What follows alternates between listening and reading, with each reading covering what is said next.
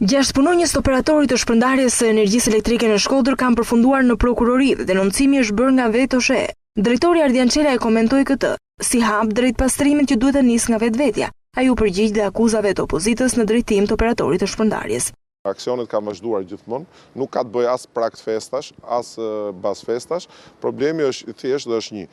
Konsumi i energjisë elektrike duhet paguar. Duhet paguajnë të gjithë sepse ka marrë fund ajo kohë që një pjesë paguan të për tjerët. Kush vjedh energjinë elektrike konsiderohet ajdut si përballë vjedhës, përballë kodit penal dhe do të dënohet siç parashikon dhe ligji. Aksionet e energjisë elektrike që po shoqërohen me arrestime të reja këto ditë. Qela i cilësoi vazhdimsi të punës dhe theksoi se ka marrë fund koha kur energjia nuk paguhej. Në radhë të parë pastrimi duhet fillojë nga vetvetja.